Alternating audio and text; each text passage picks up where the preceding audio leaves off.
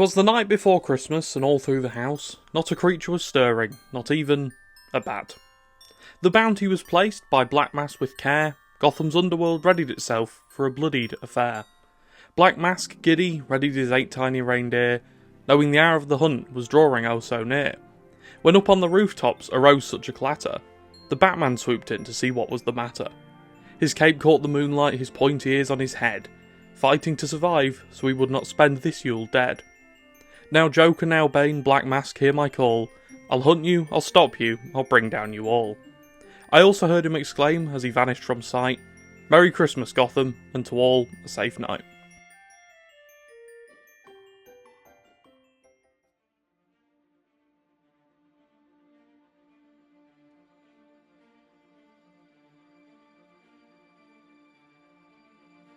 Batman Arkham Origins begins as all good Christmas stories should.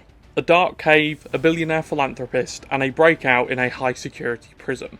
The bats above screech and holler as billionaire playboy philanthropist Bruce Wayne, known to the police and the criminal underworld as the vigilante alias of Batman, suits up as news reports blare, with police captain James Gordon denouncing the existence of a so-called Batman, stalking criminals in Gotham City, as other reports frantically describe the events going down at the high-security Blackgate prison. Notorious crime boss Black Mask, aka Roman Sionis, has broken into the prison and ensued a riot, in which he's taken Commissioner Gillian Loeb hostage. News reports show an interview between a 27-year-old Bruce Wayne and upcoming reporter Vicky Vale, where Wayne tells her she's run out of time. A look at how Bruce is outside of the cave. He's a complete shut-in dedicated to one thing and one thing only. But that one thing, well, no one knows what that is apart from him and his trusty butler, Alfred. Bruce suits up, donning the cape and cowl on Christmas Eve for the second time, as he embarks on the final stretch of his second year as Gotham's Dark Knight. Bruce's faithful butler Alfred reminds him it's Christmas Eve, and although it was the night before Christmas and it should have been quiet, criminals were stirring and the Batman was about. The opening scene sets the tone perfectly. We get some foreshadowing for later scenes, we get a thumping soundtrack to welcome the player, the news reports show Bruce Wayne dismissing a reporter, the police captain dismissing the existence of the Batman, and Alfred urges Bruce to stay at home, but it falls on deaf ears. A great tone-setting scene which encapsulates how Batman is in this period of his career, uncaring for anything but his mission, angry at the world and vengeful, a far cry from the Batman we met back when we entered the asylum in 2009. This game came out in 2013, 2 years removed either way from the next or the last Arkham game. It was outsourced to WB Montreal while Rocksteady went away and poured all of their resources into the explosive conclusion to the Arkham franchise, Batman Arkham Knight. And because of that, Rocksteady didn't have full control over the game. Obviously they had control, but not as much as the 3 games they developed. It was seen as a stopgap by WB between Arkham City and Knight, so the franchise didn't lose interest as 4 years passed without a new entry. A choice some fans disliked, citing Origins as a failure when compared to the other games. Recent discourse surrounding the game, however, have kind of swayed public opinion. People seem to have calmed to the idea of there being another studio developing Arkham games, and them having their own quirks. Something hammered home by the award-winning Batman Arkham Shadow, which came out in 2024. People have realised that Rocksteady did what they needed to do, and laid some of the most solid and timeless groundwork for a series ever. And this allowed other studios to build on that, or at least work with the same toolset and build something extraordinary. Something WB Montreal would try. Whether they failed or succeeded, well, the jury's still out on that one, but we have a long night ahead for us to come to that decision. Batman lands at Blackgate, and after finding out that Black Mask is here for Loeb and there's a monster on the loose, he heads further into the prison, taking down escaping inmates and Black Mask's men, until he comes across a drone. An advanced drone which eventually ends up being destroyed by none other than Waylon Jones. Far from being one of Santa's reindeer, Jones is actually a giant crocodile, known to the criminal contingent of Gotham City as Killer Croc. Batman keeps working his way through the prison and finds Commissioner Loeb being gassed in the execution chamber. Black Mask has done what he came to do and so begins escaping, leaving Batman in his wake, too late to save Loeb. Batman does find a hard drive in the wreckage of the drone he saw earlier and takes it for himself, and begins making his way to the top of the prison, where Black Mask is escaping on a helicopter, leaving Croc behind after he waves them away. Croc smells Batman from quite literally a mile away. And here we get our first boss fight. An introductory sequence where we face off against Killer Croc. Far from his atmospheric horror fest in the asylum, here Croc is leaner, quicker, and more hands-on. He comes at Batman head-on, and the player needs to stun him and lay into him with punches before Croc begins chomping down at the Bat, which can be warded off with some button mashing. Croc will also have some minor help, but nothing too intense, and while you're distracted he might even throw some giant gas canisters at you. But we can make this plan completely, literally and figuratively, backfire on him, as we use the Batarang's quickfire feature to blow the canisters up in his face, and eventually after a short fight we take Croc down. Croc, beaten and hanging perilously above a giant drop that would surely kill him, tells Batman that Black Mask has put up a bounty on the Bat, and he's hired assassins to kill him. But after Batman puts the Croc to sleep, he's ambushed by GCPD officers, and Captain Gordon orders him to freeze, but he's clearly not seen The Dark Knight Rises, because if he had, he'd known that Batman's always got a flying vehicle hovering near, and Batman escapes, leaving Gordon and the GCPD boys stunned. This opening section is great. It serves as a great way to introduce all of our key players, the story, the core gameplay loop, and the vibe of the game. From the jump we get a great tutorial, something this game is great at. It makes you do everything at least twice, drilling the mechanics home in a way which feels less like a forced tutorial and more like a seamless level. We crouch twice, fight twice, go through multiple vents, grapple twice, counter, use the Batarangs and explosive gel multiple times, have multiple combat sections, use environmental buttons, speak to NPCs, and have a good boss fight with a recognisable foe to hook the player in, all within the first half an hour. It all really feels seamless, and it's that good that I hadn't even noticed this was the thing until recently. But Arkham Origins tutorials are great, and this is a running theme throughout the game. It drills home and implants the seeds of these features seamlessly, in a way which doesn't feel forced. It really works so well. We also get a really great opening story-wise, where within the first 20 minutes we know where we are, who the main players are, the main setup for the story, and our core group of main characters' goals. It doesn't sound like much, but whereas Arkham Asylum and City went for a more mysterious feel, and left things pretty ambiguous until the reveals at the start of their respective stories, Origins went the exact opposite route, and throws the player right into the thick of the action, spelling it out as clear as day who's the bad guy, who's the good guy, and who the side characters are, and what's going on. It's a choice some people might not like, but for new players and players who were, at this point, knowing what to expect from an Arkham game, it's a great and welcome departure from the norm. Back in the Batcave, Batman tells Alfred he just found out from a human-shaped crocodile that Black Mask has put up a bounty on his head and has hired 8 assassins to kill him. And after putting the hard drive from the drone into the computer to reconstruct some of the memories stored on it, we find out who and what we're dealing with tonight. Waylon Jones, aka Killer Croc. Slade Wilson, aka Deathstroke. Garfield Linz, aka Firefly. Copperhead. Floyd Lawton, aka Deadshot, Lester Baczynski, aka the Electrocutioner, Lady Shiva, and the only one that seems to shock Batman, Bane. 8 of the world's best hired killers all out for the same prize, the glory of killing the Batman and the cash prize that goes along with it in their back pockets.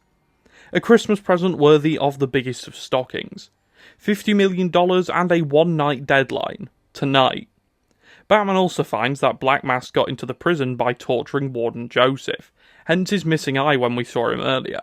Black Mask isn't playing around, and now Batman has to confront the 8 ghosts of Christmas Present, all of whom are gunning for his head, and after deducing that there's only one person who could get their hands on such a drone, the Penguin, he needs to find him. And the drone's next waypoint? Well, the drone was heading to an arms deal at Jezebel Plaza with Penguin's men. Batman says he needs to go to the deal, crash the party, and find out what Penguin's men know. After this cutscene, we're let loose in the first and only fully explorable Batcave to date. Fitted with a suit selector, a seamlessly integrated training facility, Bat computer, Batwing, a prototype of the best Batmobile ever? ? And something no Batcave is complete without. Alfred. It's arguable that Alfred plays his biggest role in the franchise in this game. We can talk to him and gain valuable wisdom and XP, Talking to Alfred gives the player plenty of funny stories and some of that classic Pennyworth advice that never goes amiss, especially in Batman's early years, something the Dark Knight will come to find he should take more seriously. Batman gets in the Batwing and heads out into Gotham, but on the way realises the towers he uses for his automatic navigation system are emitting a jamming signal, so we head down to find out what's going on. After saving some hostages and getting our first, eerily familiar introduction to the Predator segments of this game, which sees us do most stealth takedowns in the game, we get the first look at the best feature this game added, our first real Christmas present, and that is the crime scene reconstructions. These segments allow us to step back in time and piece together a crime bit by bit, until we know who did it, what did it, or why it happened. It allows us and Batman to piece together small clues and over time put together a comprehensive recount of events in real time. They're awesome and would be so good that they'd be one of the only features Rocksteady would take and implement into Arkham Knight. Either that or Rocksteady wanted to trial this feature in Arkham Origins to see how it would go down and then decided to use it in Arkham Knight. I'd assumed the latter, but alas, it's a great feature, and through it we discover that the control terminal was booby-trapped, and a Mr. John Baker was blown up. Well, not really. See, Baker's body was discovered in the Diamond District just over an hour ago. But anyway, we head through the door and break open the main terminal, where we are for Riddler's back. Or I guess, he's here. He's technically never appeared before, so this is Riddler's first appearance in the Arkhamverse. And he's here to place collectibles and eat turkey, and he's all out of turkey. He functions nearly exactly the same in this game as his previous counterparts. Collectibles and hideouts are all here, and they're all nice, but there's no time to waste. With the Batwing's auto-nav system back online in this district, we head up to the top of the tower and get our first look and taste of Gotham City. Gotham City is split into two parts in this game, North and South Gotham, or Old and New Gotham. The two ends of Gotham are separated by Gotham Pioneers Bridge, an expansive bridge which Batman has to travel across several times throughout the night. A bit of criticism levelled at this game, and more of its map design, was the fact that this bridge broke up the flow of traversal. Every other Arkham game has a tightly knit map with an easy and interconnecting design, whereas Origins has this giant bridge separating the two parts of Gotham. The bridge does end up playing a big part in an important story beat later on, but its inclusion is one of the things that brings a lot of contention among the fanbase. The two sides of Gotham are great though. Old Gotham might look familiar to a lot of fans of the franchise because it's where, years down the line, Arkham City would be built. And the layout is largely the same, apart from a few different changes like the docks and other surrounding areas not being underwater, unlike their appearance in City, which are below water. You can also spot Wonder Tower, Ace Chemicals, the church, and the steel mill, all locations which are instantly recognisable from their appearance in City, and in the amusement mile lay the final offer, moored up and slowly falling apart. New Gotham is the part of the map we haven't seen before, featuring Gotham's high societal buildings and the parts of Gotham that are more spectacularly built, although no building here competes with Wonder Tower. The buildings generally do have a nicer feel to them though. Less criminal underworld and more doctor and lawyer conference calls. Gotham until this point had never looked better in gaming, and the fact we get the entirety of the city to explore is great. But do you remember that bridge? Well, the counterpoint to this is the game's fast travel system. Using the Batwing, Batman can transport himself around Gotham, bypassing any long-winded traversal which can't be done in ample time using the grapnel boost and accelerator. It takes place in a completely rendered cutscene, but does come with some drawbacks. One of that being that the fast travel points are locked behind the city's Gotham City radio towers, which need to be unlocked very Ubisoft style. It's a good system, but I think the fact it was needed speaks to the expanded size of this map, and the kind of unnecessary expanded size of the map. On the contrary though, the story does use all of the map, which means it never feels like wasted space. The overall feel of the overworld is great. Obviously the game takes place on Christmas Eve and the Christmas morning, so it's got all the tropes you'd expect that give the map this really unique and comforting feel. Snow, decorations and arms dealers. Oh yeah, arms dealers. We head to Jezebel Plaza to see Penguin's dealer, and we arrive early, taking a vantage point above the deal spot in one of the rawest Batman images ever. I mean, holy, this looks so cool. And eventually we drop down and break the Penguin's Christmas work party up, taking the thugs down, and after they're dealt with, Batman pounces on Ricky Loose-Lips LeBlanc and decks his halls, interrogating him for information. Damn. Ricky wakes up being hung headfirst from a gargoyle, and then gets dropped after using, in the words of the great Heath Ledger, a Very poor choice of words. This is until his phone goes off and Batman brings him up, grabs the phone, and that has a text on it from Cobblepot, asking if the deal's gone through. So Batman lets LeBlanc go and makes friends with a Christmas tree while he tries to hack the SIM card from the phone. But the signal on the cryptographic sequencer is jammed. Of course it's jammed. After realising it's another GCR tower blocking the signal, we get to take another one of these towers down, giving us another fast travel point on either side of the bridge. Very clever, WB Montreal, I see what you did there. And this is where we head off to triangulate Cobblepot's location by finding two of his private network relays. And we find the first one on a rooftop and take it down, before heading to the other, taking that down, and triangulating Penguin's location to the mid-sinking final offer ship. Batman heads to the final offer, taking down the guards posted outside in a really unique Predator encounter, and then he enters the final offer to ask the Penguin a few questions. Upon entering the final offer, Batman is confronted with our first unique weapon type of this game, a familiar sight to the skilled but a scary one to the uninitiated, the knife-wielding thug.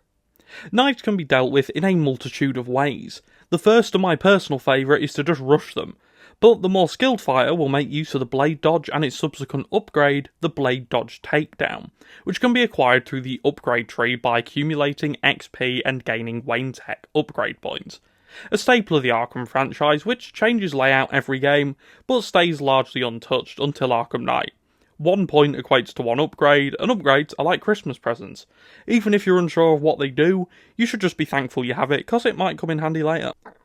After making his way through the ship for a while, listening to one of Penguin's side pieces' lovely accent serenade us through these corridors filled with unrepentant Christmas joy, we find the drone we saw in Blackgate, confirming any suspicions the Dark Knight may have had before entering the boiler deck, where the Penguin is holding his annual Boiler Deck Fights, a gladiator-style fighting event among Penguin's men.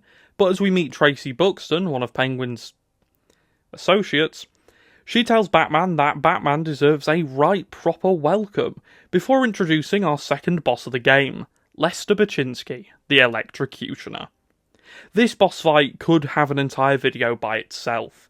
It mixes mentally tasking gameplay with true mental ingenuity in a fight which has gone down in the annals of history as one of the most memorable encounters in the entire Arkham franchise.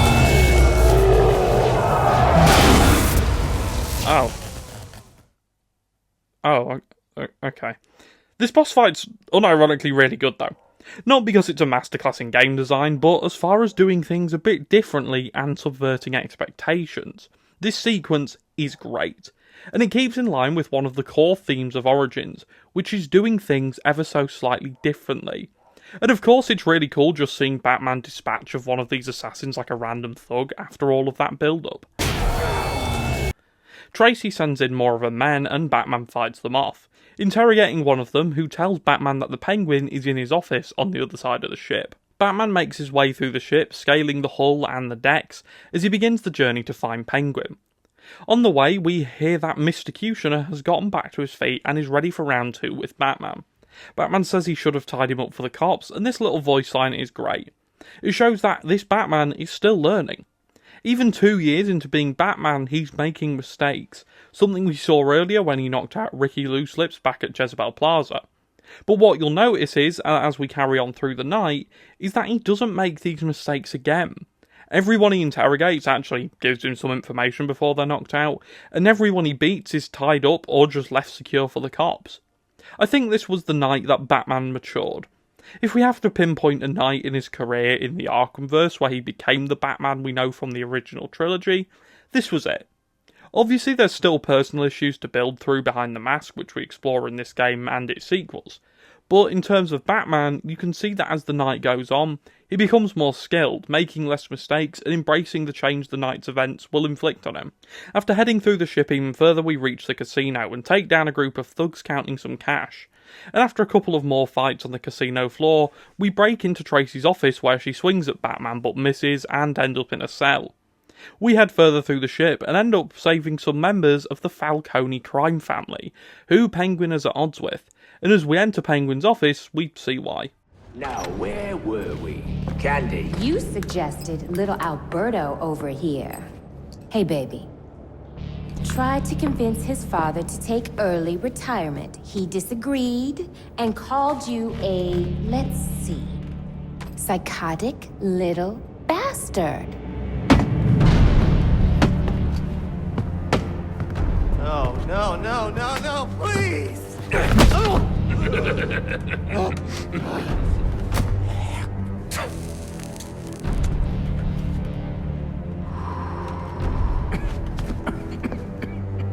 Now you best listen, Falcone. 'Cause this is the last time I'll ask.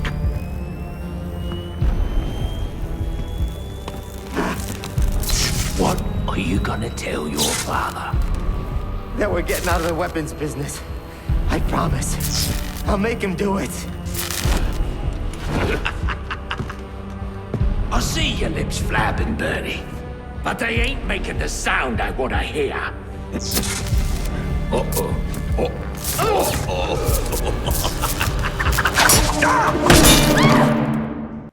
After beating down Penguin's men, we finally get our hands on Cobblepot and get to know what he knows. Hold on a bloody minute! I seen your act! I ain't done nothing you not done!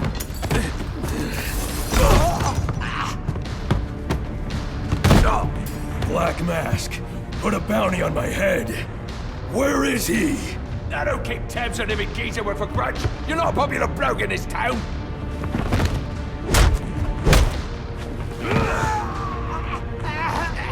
You're running out of time. Wait. Lacey Towers. There was a murder. It was supposed to be his same house. Or Black Mask. He's got problems of his own, I'd say.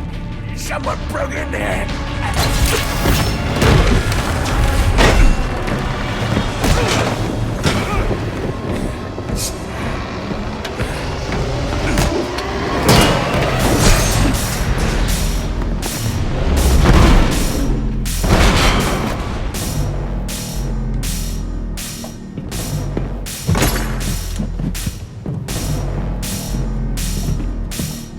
It appears the game is over before it even begins.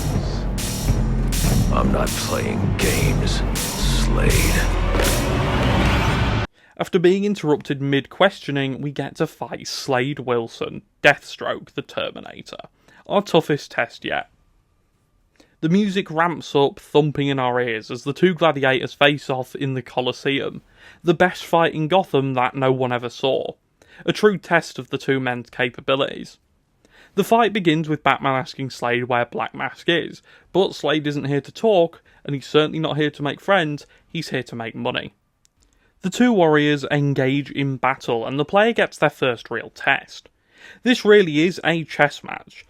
Each fighter has something different to respond for everything that the other throws at them.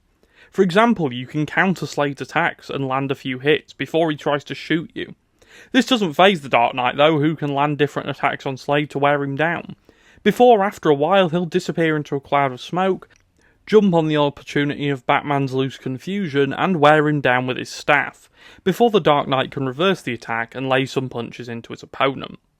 The fight carries on, and after a while, Batman can get the upper hand, reversing Slade's attack, and he gets a strong connection with Deathstroke's iconic mask, knocking it off his face and just angering the Terminator even more.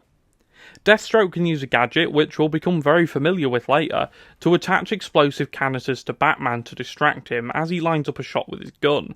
But if you're quick enough, you can reverse this and again turn the tide of the fight. If you get too near the edge of the Colosseum, Batman will flip Slade back into the middle, ensuring that the fight stays central and they stay on level terms. The fight goes on until Deathstroke loses his staff to the Dark Knight's knee, and then in the blink of an eye, Batman pieces Slade up, knocking him back, and making Deathstroke question what Batman even is, as he throws his sword at Slade's left eye, and as he turns to look using his good eye, Batman jumps on the chance to take the Terminator down, bringing his night to an end and putting Slade down, and leaving him for the GCPD. Batman takes the Remote Claw, a new gadget which is one of the most versatile he'll have had yet. It can be used in stealth to string people up using heavy real ammo that you can get from the Wayne Tech upgrade screen, for instant inverted takedowns.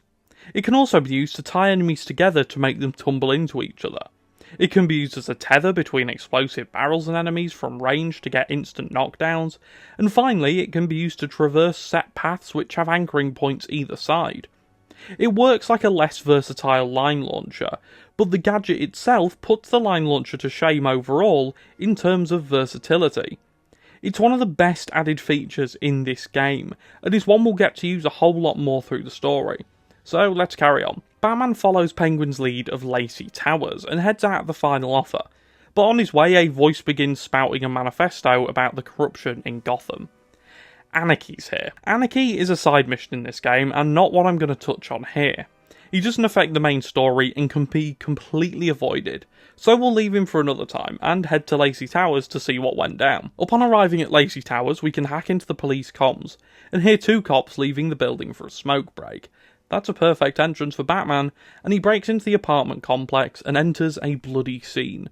Black Mask dead, a woman strung up from the chandelier, and a whole heap of evidence. So he turns on his crime scene reconstruction and gets to work. We find that Black Mask might be dead, but this can't be because we saw Sionis literally a few hours ago, and this crime took place days ago.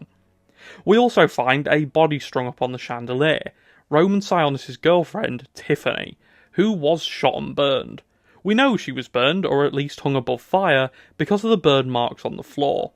And after compiling all of the evidence, we come to the conclusion that at one point in the room, there was a shooter, a body, and an unknown assailant who attacked the shooter, a man who we find through Tiffany's text log might be someone called the Joker. Batman leaves the room, and here we fight our first shield-wielding cop. These guys work in the exact same way as the previous entries in the series. A stun, a jump, and these guys are done for. They can also be disarmed using a combo upgrade from the Wayne Tech upgrade screen. Batman says he needs to break into the GCPD and match the DNA he took from this crime to the DNA in the National Criminal Database to see who was there and what they were doing. There's only one way to be sure what went down here though, and so Batman tells Alfred it's time to go through the GCPD's chimney and spread some Christmas cheer, throwing presents left and right to solve this crime. Before that though, he needs to pack his sack full of presents. One in particular, the concussion detonator. It's quite easily one of the most useless gadgets in the entire Arkham franchise. It's got one use, and that's to stun enemies. But when an enemy is stunned, they flail wildly and can interrupt combos with their random attacks. It does, however, make a fight we'll have a lot later a lot easier. But it's no replacement for my beloved Wreck Gun. Batman heads to the GTPD after heading home to grab his new gadget, and after taking down the outside guards, Batman enters the Lion's Den, the Gotham City Police Department. Upon entering the GCPD, we head down an elevator shaft and can watch a meeting of officers led by Captain Gordon, who gives his men the rundown of the night's events. When we carry on through the department, we can see most of the department have put James Gordon on their naughty list this year, using his name in a game of Hangman and further cementing that a good portion of the department is corrupt, going against the one man who's on the GCPD's good list. This idea is further cemented as we head further into the building and find leader of the SWAT division, Howard Brandon, giving his men the same speech as Gordon was giving, with one small exception. Black Mask has included Brandon's boys on his list, telling the SWAT leader that if him or his men get the kill on Batman, they can pocket that $50 million for themselves, retiring them and giving the title of the group who took down the still mythic Batman.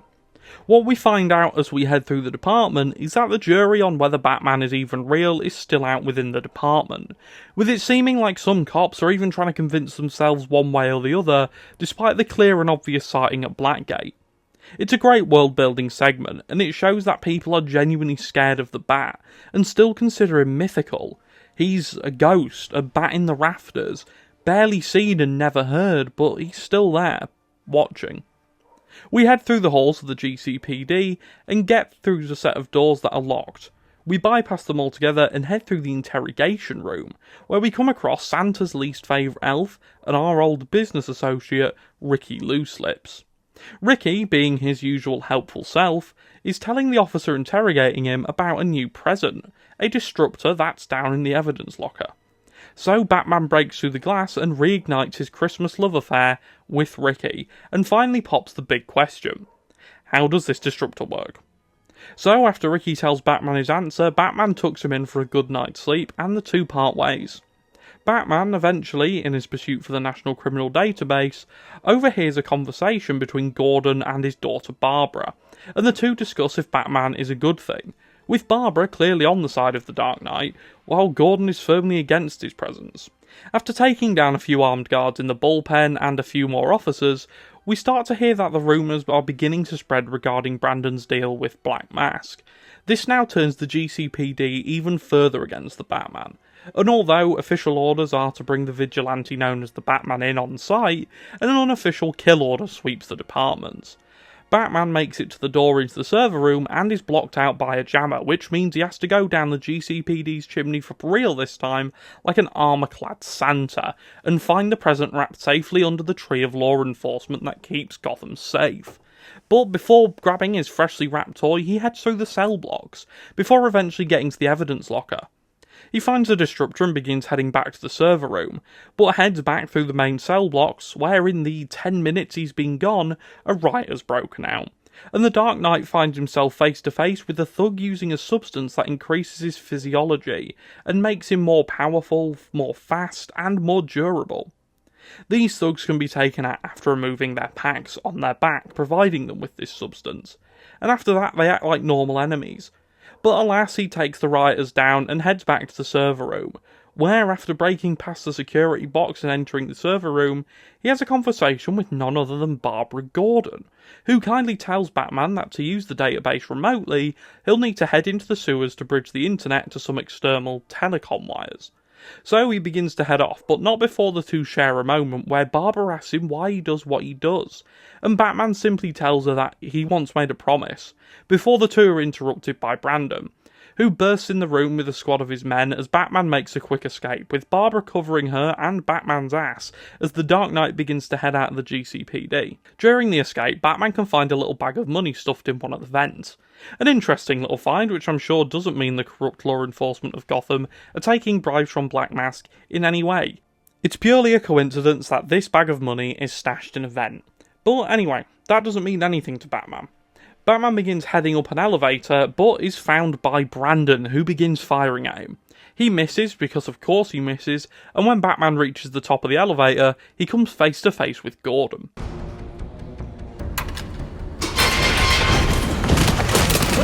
I don't want to hurt you, but you need to stay out of my way. Never. Listen, I'm on your side. My side? My side works within the law. My side doesn't leave suspects with broken bones and missing teeth. We've earned Gotham's respect. If that were true, I wouldn't believe you. Gordon, clear the line of fire! Hold your fire. If he moves, take him down. You've got nowhere to run. Move, Gordon! I'm taking him down! Batman takes out the three men who were going to kill him and takes down Gordon, and heads outside to the sewers beneath the GCPD. As he heads down the ladder though, he's faced with explosive barrels, but doesn't pay any mind to it just yet, and continues on his way to uplink the National Criminal Database to the Bat computer. Eventually he comes across some of Black Mask's men, and more specifically, the martial artist enemy type. These are another one of Origin's new enemy additions, and are one of the more interesting enemies. They can counter your moves, fire multiple moves back at you, and dodge your gadgets. They're a great addition to an increasingly stale enemy pool 3 games in at this point in the series, But alas, Batman finds that the bombs in the sewers were being placed by black masked men underneath the GCPD. The first sign something is definitely wrong here, because Black Mask has always had the GCPD on his payroll. He carries on through the sewers and continues to the database and matches all of the DNA together to figure out what went down at Lacey Towers. Alfred, confirm we now have access to the National Criminal Database. Connection confirmed. You can now perform DNA analysis. I'm also sending over the police file for the Lacey Towers case. This photo is from the day of the murder. It's a perfect match. The DNA tells more of the story. But here's something the police overlooked. Roman Sionis owns the Gotham Merchants Bank. And he installed biometric security only he could access.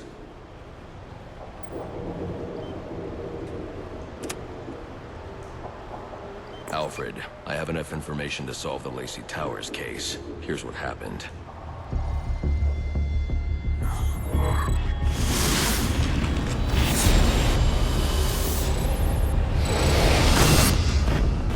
By now, Gotham PD thinks Roman Sionis is dead.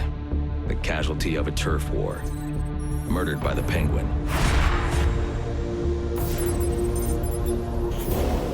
But I know better.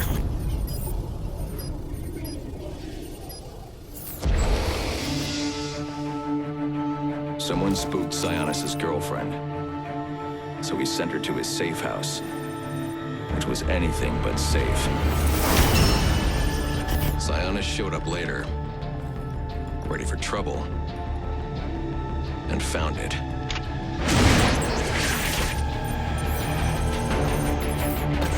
Or so it seemed. Roman's always been paranoid. That's probably why he's lasted this long. He'd sent in a decoy. Giving himself the element of surprise. But it wasn't enough. There was a fight. Sionis lost. The killer didn't hesitate to shoot the decoy, but he wanted Roman alive to access the cash stored at the Gotham Merchants Bank. With Sionis under control, all that remained was to tie up loose ends. But it wasn't the fire that killed Sionis' girlfriend.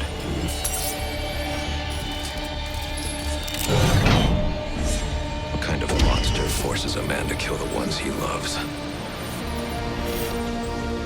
The Joker. He's the shadow I've been chasing. And now I know where he's going next. Gotham Merchants Bank.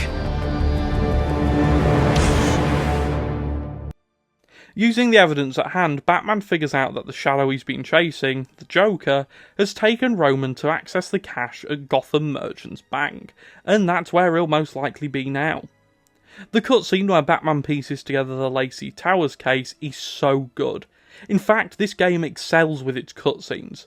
A lot of them are pre-rendered, which I know a lot of people aren't a fan of, but sometimes due to the graphical quality between the gameplay and the cutscenes, I do understand this.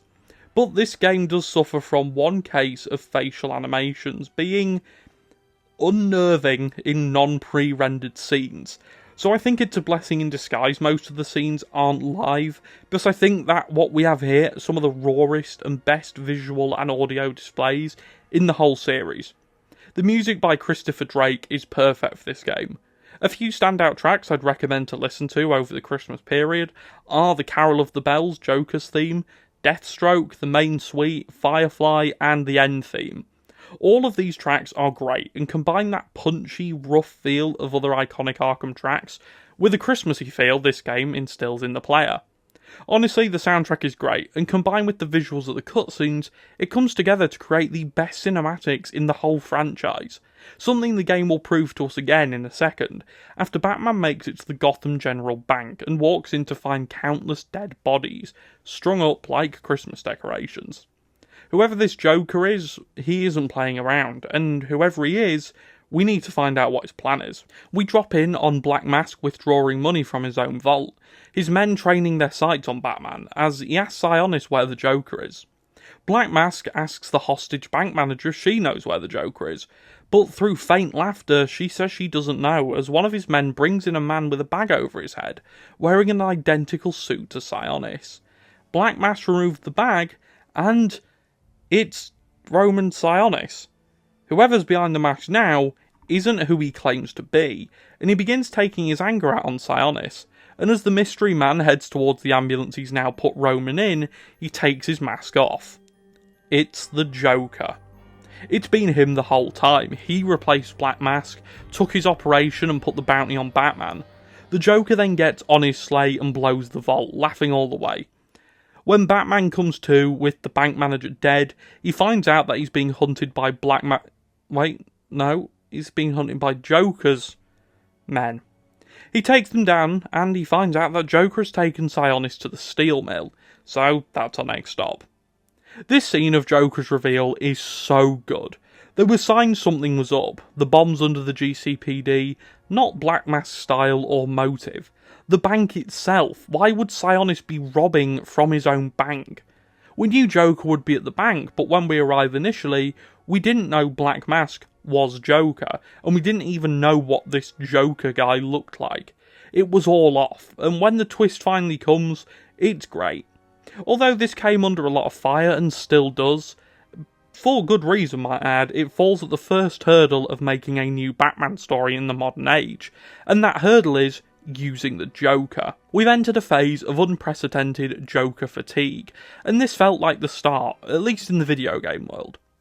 Fans were excited to have a story based on a new character coming off the back of Arkham Asylum and City, where the Joker was the main villain, and it looked like we finally get that. But alas, here he was, grin and all, a misleadingly wrapped present for fans. We finally got our unique villain, and it was taken away from us at the death. So, here we are. The Ghost of Christmas Present has become the Ghost of Christmas Future. The Dark Knight has unknowingly met the man who'd make his life a living hell for the next decade and a bit, and it was time to find out where he had gone and what he wanted with Roman Sionis. So we head outside and are confronted with a group of GCPD officers who we take down. And well, let me take you to when I was recording this, and I'll let myself from a few months ago do the talking. He just got up, by the way. This is live commentary. He just got up and grabbed a gun. This game is a mess. I love it. I love Batman Arkham Origins, but oh my god, it is a glitchy mess. No, where are you going? Where are you going? I'm going to try and back him up onto this fence. This is unbelievable. This game is a masterpiece. I've never played a more glitchy video game. Why is he... Can we do anything to him? No. We found RoboCop. Dead or alive, you're coming with me. Okay, well, we're gonna leave you there. Oh my god, what a what a game. What a game.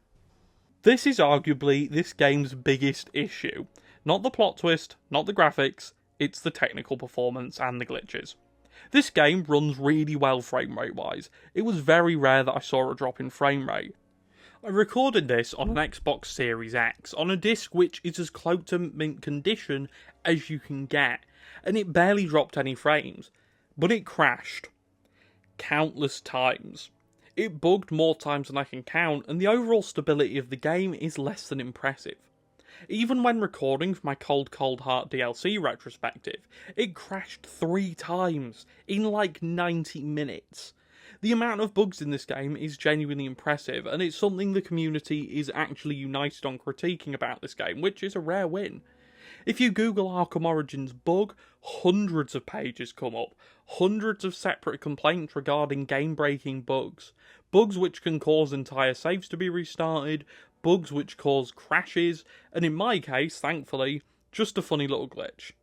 To cope with this game's lack of polish when compared to its older brothers, I like to think the bugs, glitches, crashes, and game-breaking moments are all a part of the festive feast that is Batman Arkham Origins. It may crash from time to time, freeze, or even soft lock you mid-gadget pickup. But hey, it's time for solidarity, generosity, and forgiveness. And wait, is that a baby all alone? Oh god! Oh god, it's Shiva. Shiva, one of Black Mask's assassins, has come to tell us she's taken a man hostage and we need to save him before he dies. Well, that doesn't matter, he's a side mission at the moment, we've got a clown to find. We head to the steel mill, and before we go in, Alfred tells us he has a lock on Electrocutioner's electromagnetic signal from his gloves. This might be useful later, so remember this, and let's head into the steel mill. It's inside the mill we find Black Mask's former men now working under the Joker, but we don't discriminate no matter what mask they're wearing, and we take them down. But can't head any further into the steel mill without the codes, so Batman gets into the main office and begins uploading data from one of Sionis' servers to the Bat computer, and discovers that he had a pacemaker implanted, and that Sionis was having Joker followed, and finds photos of him gathering materials to create large-scale explosives. At this point, Alfred gives Batman the codes to the building, and we can finally head further in. But not just yet, because if you cast your mind back to Batman finding out who the assassins were about half an hour ago, this was the room that cutscene took place in. And furthermore, did you know that if we snoop around the offices and desks of the steel mill, we can find files that were for rejected assassins, like David Kane, Cheshire Cat, and the Black Spider. Interesting inclusions to Black Mask plans when you consider the 8 who did make the cut. But anyway, heading through the mill, we can hear and feel something following us.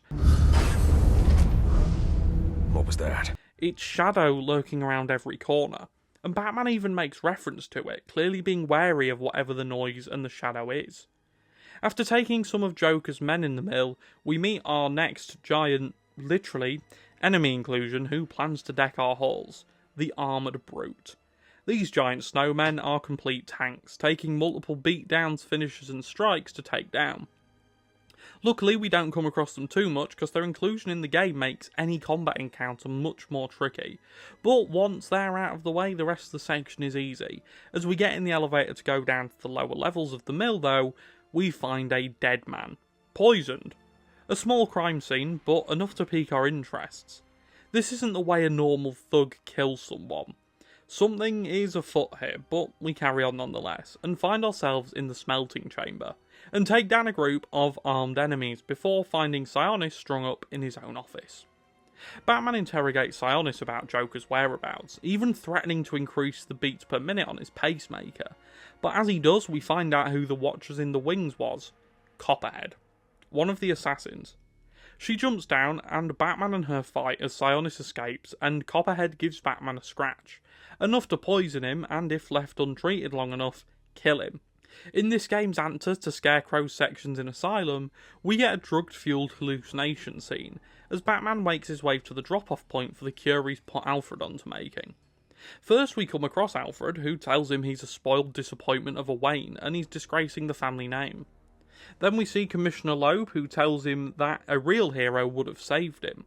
And then finally, the dead body in the elevator, who transforms into the bank manager Joker killed earlier, who tells Batman that he's a curse on this city, and she'd still be alive without him. Batman stumbles through the mill's corridors, meeting his own personal ghost of Christmas past, as he fights to stay alive and sane, and eventually gets to the drop point, where he's ambushed by Copperhead, and we finally get to get our hands on her, and Batman locks in. The Copperhead boss fight is one of the more difficult in the game, unless, I can't believe that these words are about to leave my mouth, you use the concussion detonator. The premise for this fight is that there are tens of Copperhead clones, and after taking out the last Copperhead standing, that will leave you with the real one, who you can actually damage before this process repeats. It's a good fight, and one of the more memorable from the game when it comes to its setup. It's very Scarecrow-esque, if that makes sense. You get the unnerving introduction to the character, and then a hallucination-filled boss fight, which is quite good. Obviously, it can't hold a Christmas candle to Crane in Asylum, but it's good enough, and I do have to mention this, so I will. The reason the concussion detonator is useful here is because it can get rid of the clones in one hit. It genuinely makes this fight really easy, which is literally about all it does. But anyway, after taking down enough of the Copperhead clones, the Batwing puts the cure through the roof. Batman injects it, regains his usual stance, and slams Copperhead into— oh my god! Holy shit, she's dead. Batman begins locking the Master Escape Artist in a crate and tries to bargain her way to freedom. She tells Batman she knows where the Joker will be. All of the assassins are having a meeting, and they'll all be there, including the Joker. And she tells Batman she'll tell him the location if he sets her free, but he already knows where he's going. Remember Electrocutioner's gloves? Well, Batman can track them thanks to Alfred isolating the signal emitted from them. And obviously, if all of the assassins are in one place, that means that Mr. Cutioner will be there. And therefore, Batman can simply follow his signal and find the Joker. Genius. Batman sets the tracker and begins heading to the signal. The whole steel mill section is one of the more underrated parts of this game. It has that classic Arkham dungeon crawler type gameplay, while also having plenty of atmosphere, and this is elevated tenfold by the thought that somewhere in the rafters, a world-class assassin is waiting to pounce to try and kill you. It feels really unnerving, and the fact that these little shadow movements and noises happen quite often is really cool. It's something I don't think we've ever felt before while going about his activities as Batman. He's stalked and hunted like he does to his victims. We kind of get this feeling in set missions where Croc and Crane come after you in the asylum, and that was what initially sprung to mind. But this is the first time we get it just in general gameplay, and it elevates this whole segment quite highly. I also love the little Easter eggs and secrets scattered around the mill. It being Sionis' main base of operations, it does make sense that all of these things are here. The board of the different assassins in the office we visit, the 3 cut assassins specifically of the type of detail that make me feel things that only a good Christmas dinner can make me feel. Easily missable, but if you find them, it's a great deep cut for dedicated fans of this world and this lore, and I really like stuff like this in general. Heading back into the city, and we track the gloves to the Gotham Royal Hotel, where GCPD SWAT officers are running security outside the hotel, with 8 of the most wanted criminals in Gotham taking up a room. And although we know the GCPD are as corrupt as they come, it's still a surprise to see SWAT doing Joker's dirty work and holding down the fort. Brandon doesn't know that Sionis is out of the picture at this point, Joker's running the show now, and so we enter the Royal. Batman begins by taking down some security who aren't on the GCPD payroll. We can also find Joker's ambulance from the bank, and 5 tons of explosive, littering the building, enough to bring it down without any real worry. Alfred suggests that to find Joker he should use the hotel security room and its cameras. And after taking down a group of armed thugs in the lobby and disabling one of their jammers, we enter the security room and find the Jokers having a meeting. During this meeting, the assassins find out that this is Joker's operation, something none of them seem to be too pleased about, but after hearing that he's still the guy with the money, they come around. He tells them that Batman deaths are well below projection, and Mr. Cutioner is kicked out of the window to his death for just being a bit of a dick.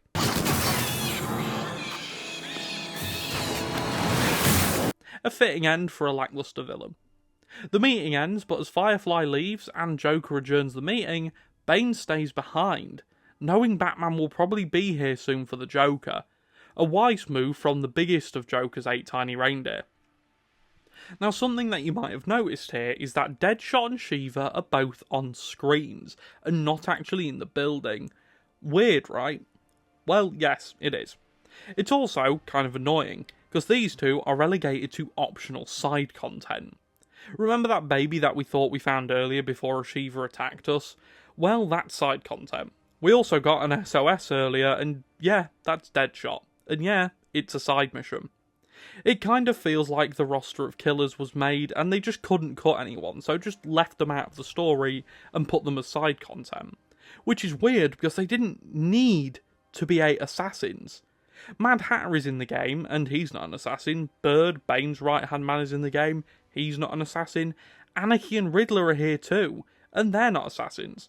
So why put every assassin in the story, and not Shiva and Deadshot? Well, no one knows the real reason, but I think it's exactly what it looks like. And in the words of Batman himself, You just ran out of time. I think WB ran out of time and realised they'd made a story, a great story mind you, that did not facilitate these characters. Having 6 assassins doesn't sound any worse than having 8, and having Shiva and Deadshot as side content does not devalue their inclusion in the game if you make them side content specifically. What does devalue them, though, is setting them up as wanting to take down Batman, competing with established fan favourites like Bane and Deathstroke, Croc and Firefly, and then pushing them to the side and making them reserves. It just makes the pair look like second-rate killers, barely even threats to Batman. This game did a great job at building up new characters to be credible threats. Let's be honest, how many of you knew Electrocutioner before this game? I bet it's not many, and if you did, you didn't care about him. Now he's forever etched in history as an iconic inclusion in this game, albeit for being a gimmick boss fight and swift death, but nonetheless he's here. And how many of you, aside from my fellow LEGO Batman enjoyers, knew or really cared about Firefly before this game?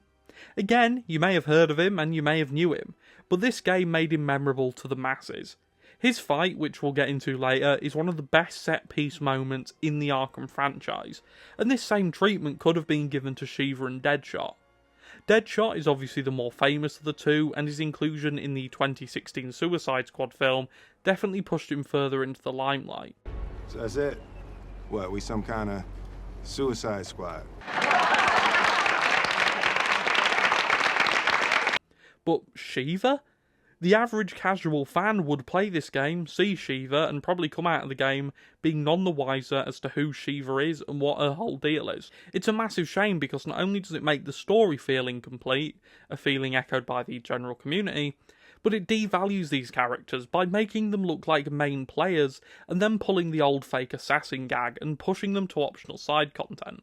But alas, we now know where Joker is in the building.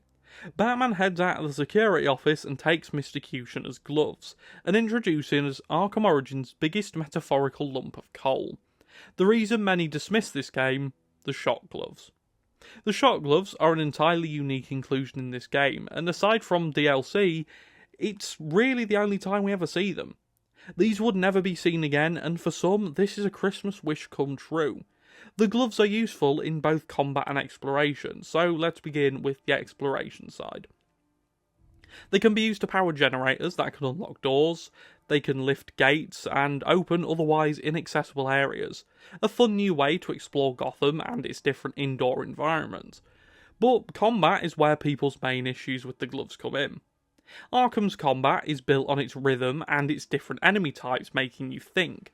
The shield enemies, the stun stick enemies, the armoured enemies and the brutes make the core of the different enemy types, and these are the challenge of the game. But when the shock gloves are charged and upgrade points are used on them, this challenge is completely removed. It becomes a button mashing test. You can even begin to counter different otherwise only dodgeable attacks, which means the whole challenge of the game's combat is taken away from combat, because these gloves are simply too overpowered. But I don't hate them. I think, in theory, these were a good idea. Batman uses his enemies' gadgets all the time in this game. The best new gadget, the remote claw, is from Deathstroke, and so it feels right that he takes something from another adversary. So I do like the inclusion of them, and the feeling of getting them fully charged and then just tearing thugs and officers apart is great. It's a real power trip. But I can fully understand why people have an issue with them, because in a way I kind of do. And furthermore, I fully understand why people choose not to utilise them in subsequent playthroughs. It really does decrease the difficulty of the game exponentially, and so I get it. But they are here, and it's undoubtable that they are pretty fun, and they're definitely a unique inclusion in a game full of fun and unique inclusions. Batman begins heading to the penthouse in the Royal, rescuing hostages as he goes and seeing horrific sights. And I think this would be a good point just to ever so briefly touch on the relationship between Alfred and Batman, which does become extremely strained during this section of the game. And although you can tell Batman doesn't value Alfred and his crusade as much as he should, it comes to somewhat of a breaking point later in this section on Batman's pursuit to stop the Joker. Obviously, this Batman is young, angry, and feels he doesn't need help or allies, and it's a great part of this game, and one that everyone is in agreement with being a great inclusion, because we get to see Bruce slowly become obsessive over the mission tonight, and it nearly costs him his surrogate father, figuratively and literally later. We'll touch on this later, but I just wanted to mention it and set the scene that this relationship between the pair is that of a concerned dad and his reckless son who are at odds with the correct way to spend time, rather than two people fighting side by side for the same common goal as we see in the later entries into the series. Batman carries on up the Royal, again finding and rescuing hostages who've been captured by Joker's men, wading through dead bodies strung up like Christmas decorations, defaced, all horrible sights. But the worst is still yet to come as he comes across a makeshift amusement park. The first attraction is an interesting one. Joker has strapped his own men into electric chairs and a pool of water, which, well, you do the math. Batman figures out how to save them and disarms the current using the cryptographic sequencer and carries on, before he comes to his second game, a good old memory game. After hitting the balloons in the right order and saving another one of Joker's men, he takes down even more of Joker's men and saves more hostages as he gets closer to the top. After some tough exploration though, he finds a set of bombs rigged to blow on New Year's Eve, to welcome the new year in. And it's here we hear Batman say he's never seen anything like this before, showing his genuine fear of what the Joker is capable of. And as he shuts the bomb down, the timer speeds up as Batman escapes the room, grappling onto a GCTV news helicopter which has been circling the building, much to the surprise of Vicky Vale. Batman glides down and we get one of the more unique combat sections of the game, as we fight Joker's men from the perspective of the helicopter. This is so fun and again continues this game's streak of trying new and fun things. Vicky Vale, live on air, announces that this is the first recorded footage of the Batman in Gotham, and this might make him a household name, before the news chopper is scared off and Batman continues fighting the thugs. Then fighting Bane's thugs who are guarding the penthouse before making his way inside. It's when we get inside though that Batman really begins to understand the Joker and his madness. Well, actually, I think it'd be more apt to say he begins to understand him less. He talks to Alfred when Alfred asks if the hotel staff are okay, and Alfred can clearly tell something's wrong. Batman's voice is different. He says he's dealt with psychopaths before, but the Joker is just on another level. He doesn't fit the mould of what Batman's been fighting so far, 2 years into his career. The murder and the showmanship of the murder, the sheer lack of remorse, it all gets too much for Batman here, and this little interaction really sets the stage for the two to have their storied rivalry. But it's also quite sad. It's a real kind of moment in Batman's career where he realises he doesn't understand everything, and therefore he doesn't know how to beat everything. He seems like he reverts back to the lost child who died in Crime Alley all those years ago. He actually breaks here a little bit. He snaps at Alfred, which isn't uncommon in this game, but it still feels off. It feels more raw, and I think the way this was written is a great way to convey that Batman might have finally met his match. And as we know, their nearly 15-year back and forth that would stem from tonight's first meeting would go on to prove that they really are destined to do this forever. And at the end of the conversation, Alfred suggests calling in Captain Gordon for help, but Batman shoots this idea down, going it alone. Fun little fact here, and a bit more light-hearted, the playing cards that litter the halls here have pictures of the Joker on, from Arkham Asylum. I know a lot of assets were reused for this game from the previous two entries, City mostly, but I think this was a fun little nod to the other games. Obviously it's probably not meant to be, and it was just a case of reusing assets that were already there, but it's something I felt like mentioning nonetheless. Batman has to take down some of Bane's men, who've taken the east tower of the hotel, but these guys are quickly dispatched of. They're the most advanced enemies we've faced so far tactically, but they still aren't as good as Batman. So after entering the elevator to the penthouse, Batman finally does meet someone who's as tactically good as him, as he's dragged down from the ceiling by Bane.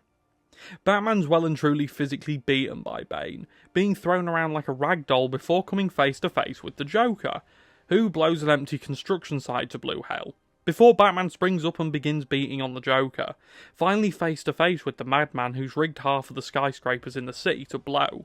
But Bane wants to get more licks in and takes Batman, and again physically manhandles him, beating him down and throwing him out of a window before we begin the first Bane boss fight. Bane is one of the more memorable boss fights in the series. We get a couple of fights in the series with Bane, but this Bane is smart, he's strong, and worst of all, he's hell-bent on being the man to break the bat. The boss fight revolves around the use of the super stun using the cape to get a few hits in on Bane. What is cool about this fight is that some of Bane's standard punches and attacks can actually be countered, which isn't something we see a lot in this franchise, and it makes this fight feel a lot more real. Boss fights with normally counterable moves aren't something that we really ever see in the Arkham franchise. I can only think of a handful of times when this has happened. But after this initial phase, Bane realises he's not fighting Christian Bale and needs to use some help. So we activate a pack on his back, which turns him into Batman's own Nightmare Before Christmas. It turns him into a more aggressive, faster, stronger, and even more terrifying version of himself. The same thing goes here though. Cape stuns and keeping at arm's length. After a while of this, Bane gets sick of the game and throws Batman out of another window onto the balcony. The same balcony we fought Bane's men on earlier, and this is where the fight really begins.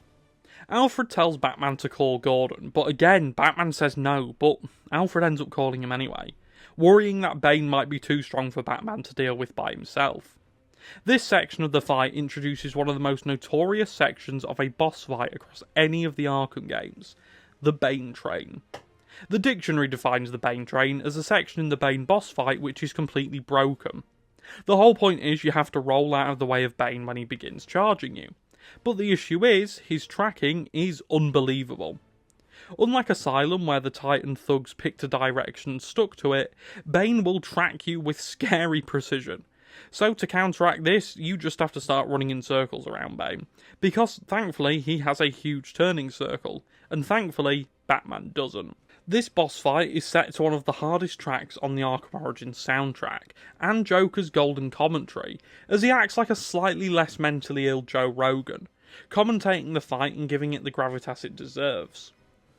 As Bane seems to get the better of Batman, the cops arrive, and Batman tells Bane that, well, he's just ran out of time. The same thing Bruce said to Vicky in the news report at the start. Interesting. This is where all hell breaks loose. Bane begins getting shot at, Joker fires an AR into the sky and the helicopters, and his men begin getting killed. Bane says the rooftop is getting too hot as the GCPD choppers are blown out of the sky by his men, before Bane begins making his escape. But not before Batman can throw a tracker and tag Bane. In typical Joker fashion, he doesn't know when to leave things to rest, so he begins taunting Bane and firing at him, to which Bane responds in a very rational and tactical way, by firing an RPG at him, and sends him flying off the roof of the Gotham Royal Hotel, forcing Batman to make the saves, jumping off the building too, grabbing Joker mid-air, before cushioning both of their falls with the grapnel gun as they hit the ground below. When the two get up, Joker's men flank Batman, and Joker kills them, telling Batman that they were two very bad men who deserved to die. Just like him. But as Joker turns the gun on himself, Batman disarms him and ties him up as Brandon's SWAT boys bust in. But the Batwing shows up and Batman escapes, leaving Joker surrounded by SWAT as they begin firing at the Batwing. Gordon shows up and tells his men to take Joker to Blackgate, and on the way to the car, Harvey Bullock begins asking where his partner, Batman, went, and why he jumped off the building to save him. Something Joker also questions as he's taken away, bringing his stay at the Gotham Royal to an end. Who else would jump off a building to save your sorry ass? You know, officer. I was wondering the same thing myself.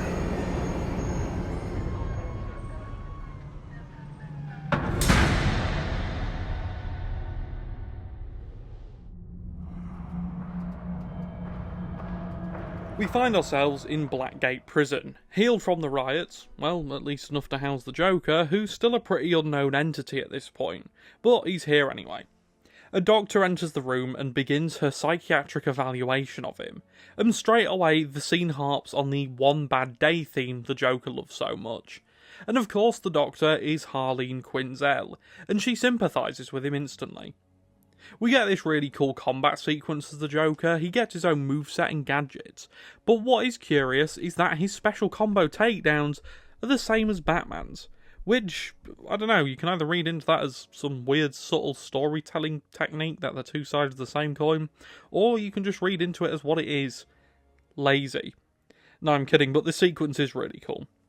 Joker goes through how he feels about the day he's had and his life, but Harleen says she needs more specifics and begins some word association. The last word she tells him is fate, to which he replies that he used to think fate was evil and all predetermined by the rules of human nature, but he says tonight has changed that whole train of thought, and he asks Harley if she believes that her whole life has led to one moment in particular. And he goes on to tell Harleen that his entire look on fate has changed after who he met. Now, keep that in mind, because as we go through this, you'll see it kind of mirrors the way we know Joker feels about Harleen. So there's a lot of clear parallels between what he's saying regarding Batman and what we can read into his words regarding Harleen. He says that he's met someone who's changed everything as a giant nightmarish bat stalks him. He tells Harleen he's alone, and he knows she understands, beginning the clear manipulation as he begins looking into a swirling vortex, a metaphorical vat of acid. The nightmarish bat then throws him into the vat of acid, leaving him swirling and lost. Joker goes on to say he's confused, feels like someone's pulled the plug on his reality, but he says he's excited, and Harleen says she might know what he means. Joker replies that he feels like he's met someone he can finally relate to. Something that's few and far between for him. Batman jumps from the puddle Joker is looking into, recounting his feelings as he relives the moment where Batman saved him, continuing to tell Harleen she must know what he means, further getting into her head as the evaluation continues. And she further believes what the Joker is saying, clearly head over heels for Mr. J. Harleen asks who this mystery person he's fallen in love for is, and Joker says that they're special, really special, but he doesn't even know their real name yet. And it's now that Harleen tells Joker her name, clearly under the impression that he's talking about her, and Joker asks if her friends call her Harley, but she says she doesn't have any friends. Joker, never one to disappoint, says she's got one now. We cut to Batman heading back to the cave, reliving the last few hours with the Joker. He gets out of the Batwing and the Batcave begins transforming to Crime Alley, the place his parents died, as he relives his parents' death and reminisces for the third time at this point in the trilogy. Arkham Knight would make this 4 out of 4 because no one knows how Batman's parents were killed. Alfred asks Batman if he's alright as Bruce regains his footing and begins working on finding Bane, as Alfred offers him some food, something he ignores, blaming Alfred for letting Bane get away by calling the GCPD, as he hears something on the police comms about a hopped up freak who weighs 400 pounds. Perhaps it's Bane. This guy, though, is dead. Alfred tells Batman that he's ran some tests on a compound found in the steel mill, and it's a perfect match for the glue grenade he's been working on. The glue grenade is the freeze blast. It can restrain enemies, stop gas pipes, make rafts, and do other things that the regular freeze blast could do. But this time, it's made of PVA. Anyway, Batman heads out to find that body in the GCPD morgue that could be Bane, but as he does, one of the most memorable scenes in the entire Arkham franchise plays out. Master Bruce, stop! Master Bruce! What are you? I will not in good conscience allow you to go! You're outmatched by these assassins. What? You're not some hardened vigilante. You're a young man with a trust fund and too much anger. You're in over your head, and I don't want this to be your end. Alfred, who do you see when you look at me? The boy whose shoes you used to tie every morning? The teenager you drove to his first date? While you are here every night, I am out there. The only thing between the innocent and the predator. Be. No, not maybe. I am. When the mugger or the thief stops to think twice, that is fear. That is what I am. That is why they hired assassins, because I am the reason the criminals breathe easier when the sun rises. So no, Alfred, I am not in over my head. Tonight will be my end, but it will be theirs. Wow. So this scene from start to finish might be my favourite in the entire franchise. It's raw, emotional, we see sides to both characters that we don't see much, and above all, it gives this game's story a clear point of character development. It's the breaking point for Alfred and Bruce's already tenuous relationship, which from here can only be rebuilt stronger than before. Both sides make pretty valid points.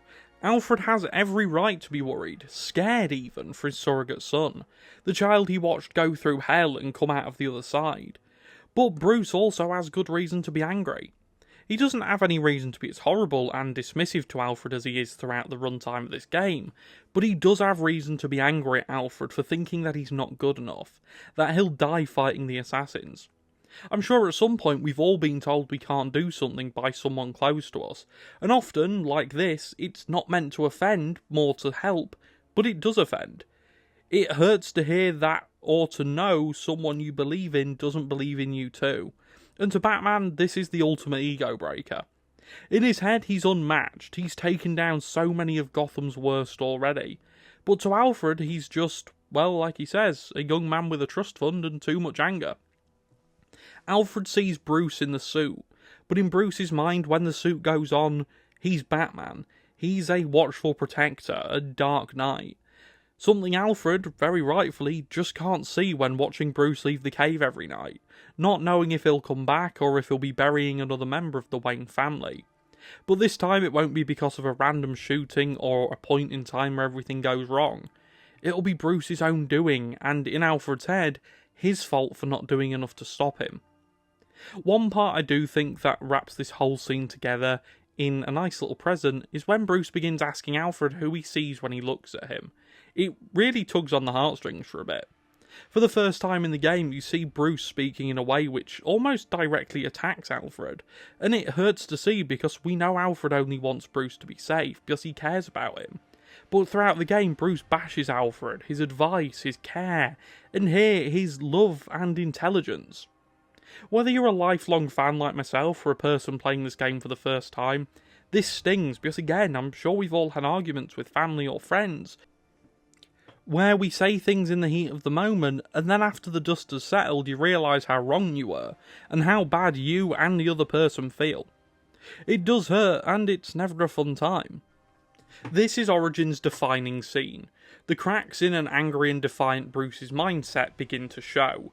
He even somewhat dismisses the work Alfred does by saying, while you are in here, I am out there. He's not wrong that he's obviously in more danger every night than Alfred, but it comes across like Alfred has it easy, sitting, waiting for maybe the moment where the comms stop as Bruce is killed, or having to do the work Bruce can't do in the field. Alfred may be safer in the cave, but his work is what keeps Batman active in the field, and throughout multiple times in this game, he says or does things that save Bruce time, and at one point his life, like calling the GCPD when he's fighting Bane. Although Batman thinks he'd have eventually beaten Bane, Bane was clearly getting the upper hand, and at this point in his career, with his anger and recklessness at an all-time peak, it's much more likely he'd have made a mistake that the much calmer, wiser, and battle-ready Bane would have capitalised on. So when the GCPD show up, it gives Batman time to regroup and save Joker. So in every metric apart from taking Bane down, which probably wasn't going to happen anyway, Alfred did the right thing, and he saved Bruce. This is the low point of their relationship, and so the rest of the game, especially events that we'll see a bit later, hit much harder, and I think this scene is perfect. It's just perfect. It also mimics the I Am the Danger scene from Breaking Bad, and I remember the first time I watched Breaking Bad, I genuinely thought I was going insane, because I thought, wait, this is like Batman Arkham Origins. But anyway, let's go to the GCPD and see if that body is Bane or someone connected to him.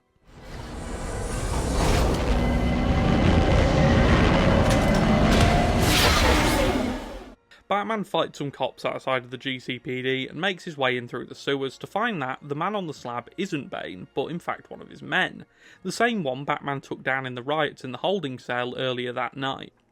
Batman scans his corpse and reads the autopsy report, and finds that the chemical that juiced this man up is a street drug named Venom. It increases muscle mass and bone structure, and it greatly enhances strength for a small time, but it messes with mental capacity, and after usage will damage the user's memory centre. As Batman finishes the investigation, he gets a ping from Bane's tracker, so he hops on his sleigh and heads to Gotham's North Pole to find him. After making it to Bane's hideout, Batman takes down a few of his men and heads inside. He eventually finds himself back in the sewers, fighting more of Bane's men. And one thing I found really funny while fighting Bane's men is one of their lines is, "Bane likes us best when we hurt people." Bane likes us best when we hurt people! Which for some reason made me absolutely lose my mind when I recorded this gameplay. It's so blunt. It's just funny to imagine Bane going, "I like you all best when you hurt people," and then his men regurgitating that line mid-combat. It just made me laugh. Anyway, we get into Bane's main base and find a few little details, one of which is Bane's research into reversing the damaging side effects of Venom, especially the one that damages their memory centre. Another secret we find is that Bane is trying to overcome his own addiction to Venom. He literally cannot function without it, which is a horrifying thought for everyone involved. But the horror doesn't stop there as Batman heads into another giant room.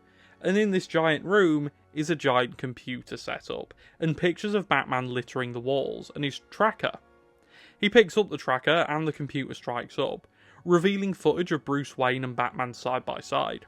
Specifically, the news clip of Bruce telling Vicky Vale she's just ran out of time, and footage of Batman telling Bane he'd just ran out of time on the Gotham Royals roof, along with other bits of research here and there. But one thing's for sure, Bane knows Bruce Wayne is Batman. In a matter of hours, he'd figured it out, showing that not only is he extremely physically powerful, but he's certainly no mental slouch either. Origins Bane is a lot of people's favourite portrayal of the character, and I understand why. He is what Bane is supposed to be. He's a massively intimidating character physically. He's able to beat Batman down and throw him around like a ragdoll, but he's also really smart. Smart enough to figure out the big mystery surrounding Batman within hours, using a news report. He knows what he's doing, and this is backed up by his research into Venom. He's single-handedly trying to chemically alter this clearly dangerous mixture, and it all ties together to create a nearly perfect portrayal of the character, that if it wasn't for Origin's bad rep, might have been lauded more as being one of the best Bane portrayals ever. Batman, furious at this revelation, blows up Bane's research, and warns Alfred that Bane knows who he is and that he's not safe at Wayne Manor. Alfred does suggest calling the police, but Batman shuts this idea down as he can't risk them finding out who he is as well, or Batman is truly over with. He says he's on his way back to protect Alfred and the cave, but as soon as he begins making his journey back, a report comes over the police comms that Firefly is attacking Gotham Pioneer's Bridge, the only connector between North and South Gotham. Batman tells Alfred that he can't leave those people to die that are on the bridge. They're in danger because of him, and the GCPD can't take Firefly alone. Not on this scale, anyway. He tells Alfred to lock himself in the cave and wait for him before heading over to the bridge. After making it to the bridge and making his way inside of the bridge, Batman finds Gordon and instructs him to not send any of his men in, as Firefly has the bridge rigged to blow with explosives. He doesn't know where they are, but countless lives could be lost if those bombs go off. But Gordon doesn't listen to him and sends his men anyway. Batman tells Gordon not to send any more men in before he heads off to stop Firefly, as we hear the carnage that's being caused outside by Linz. Batman begins making his way up the bridge and finds one of the bombs guarded by a group of Firefly's men. After taking them down, he interrogates one of them, who tells him there are 4 bombs in total. 1 here, 1 directly above them, and 1 on either end of the bridge, and Batman puts him to sleep. To disarm the bombs, Batman must use the cryptographic sequencer, and hack 3 different codes in increasingly diminishing timescales to disarm the bomb. He does this and begins going after the next one, and on his way to the next one, comes across some of Firefly's men, who've taken no one's favourite SWAT leader Brandon hostage, who, after Batman saves him, takes a swing at the Dark Knight, before being swiftly given the rest of the night off.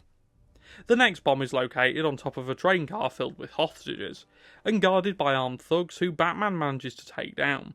He then tells Gordon to open the fire door in the train depot, but Gordon refuses, meaning that Batman can't get to the bomb at the north end of the bridge, so he has Alfred hunt down the code for him while he goes for the south bomb. After making his way across the destroyed underbelly of the bridge, Batman finds the last bomb, which is the only one which is disarmed after a combat section. It's a decently sized combat section, and after disarming the final bomb, he makes his way back to the fire door at the north side of the bridge, taking down another group of armed thugs in the time being. The door opens, but when it does, Batman is forced out onto the outside of the bridge, as one of the best bits of music from this game's exemplary soundtrack begins playing, and we fight some of Firefly's men before coming face to face with the man himself, beginning the Firefly boss fight. Batman uses his grapnel to attach himself to Firefly as he tries to escape, and the two eventually end up fighting. The boss fight consists of having to hit Firefly with the glue grenade to stun him. This can also be done with the Batarangs, and then dragging him in with the Batclaw to land a punch or two. We do this for the first half until Firefly gets his hands back on the detonator, and after a brief fight with Batman, he presses the button, but nothing goes off. It's just silence. Gordon's men got to the last bomb. We then get this really cool but very linear chase as Firefly tries to light Batman up like a Christmas tree. It gives me serious Indiana Jones vibes and is a really unique moment in the middle of this boss fight, and a really cool way to move on to the next stage of the fight, where we repeat the same process as before, except this time Firefly throws bombs at us. But it's not quite enough to take down the Bat as he grapples onto Firefly before being dragged all over the bridge, where he finally gets to him and puts him down on top of the bridge, telling him to get a new hobby. As the GCPD begin to put Firefly away, Gordon goes to look over the edge of the bridge into the bay just to relax. But Batman's there on the broken guardrail and throws Firefly's detonator on the ground near him, and the two talk. Gordon tells Batman he didn't listen to his order to not take his men in because he's not big on taking orders from wanted vigilantes, and Batman replies that he's not big on taking orders from cops. But the two recognise their own mistakes before Gordon says that the two of them worked it out pretty well, before he turns around to see Batman gone. Batman makes it back to the Batcave, but he was too late. It's been destroyed by Bane. But the Bat computer is down and so is his detective mode, and after getting it back online he begins to look for Alfred, who he finds beneath the rubble of the prototype Batmobile. And true to his word, Bane had left just enough life in him for a few last words. Batman gets to him and removes the rubble, but Alfred tells him not to add him to the weight he carries, and dies in his arms. His father figure, his mentor and his carer since his parents' death. Dead. Because of him. Batman relives that night in Crime Alley and throws a punch at the ground in rage, and sparks leave his gloves. Sparks of hope. He turns his shock gloves on and begins shocking Alfred, trying to crudely resuscitate him. 1 hit, nothing. 2, nothing. 3, nothing. 4, Alfred splutters back to life as a report comes in over the GCPD comms. Blackgate Prison is under attack from yet another riot. Batman gets Alfred to the medbay. He's safe, but Batman failed. He begins to have doubts, serious doubts, about how he can protect Gotham if he can't even protect his own house. He takes the mask off, admitting defeat. Maybe he isn't the Dark Knight of Gotham, and maybe Alfred was right after all. He's an angry man with a trust fund. Reports keep blaring over the radio. Blackgate Prison is falling, multiple casualties. Bruce turns the radio off, reliving all of the death he's seen tonight. But Alfred tells him now isn't the time for doubt, which falls on deaf ears.